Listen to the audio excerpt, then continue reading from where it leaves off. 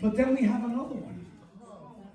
And then we have Joshua that preceded Moses. And he tells them, be courageous.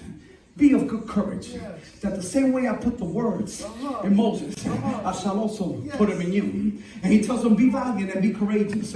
Yeah, because now Moses couldn't take him into the promised land. It had to be his predecessor. It had to be the one that was following him, that saw and heard what he was doing. And he was like, but what am I supposed to do? I just know how to fight. He says, no. Well, same way I put the words in his mouth, I will put them in yours. And the wonders I did with him, I will also do with you. So then for God to solidify this, he takes them to a river. Now it's not a Red Sea. Now it's a roaring river. This river was violent, people. And he takes them to the river. And he tells them, in my name, just...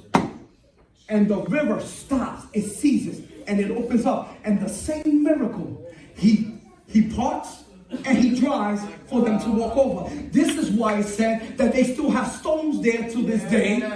So remember that, oh yeah, this did happen. It was just that rain. This really did happen. And Joshua now leads the people. But it's crazy because he takes them from there and then he leads them to this place where it's surrounded by walls.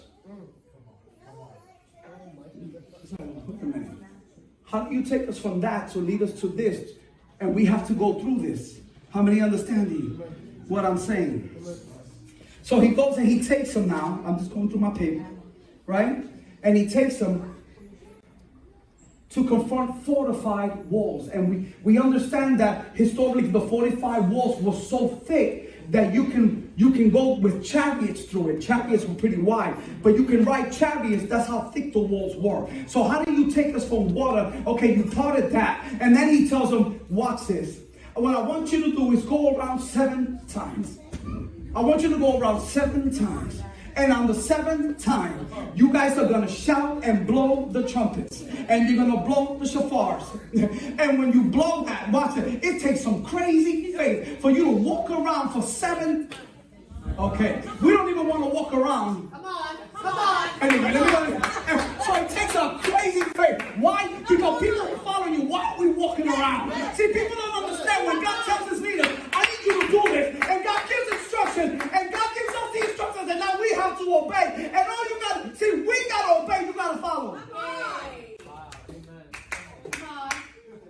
And he says, and after the 7th day, he says, tell them to shout and blow the trumpets and blow all the harps and blow all this and blow. And then the moment that they did that, the 45 walls come and tumble down. Now you could imagine that they were boasting, this is impenetrable. Nobody's coming through here. Ain't nobody coming through here. And they thought it was going to be on a physical thing.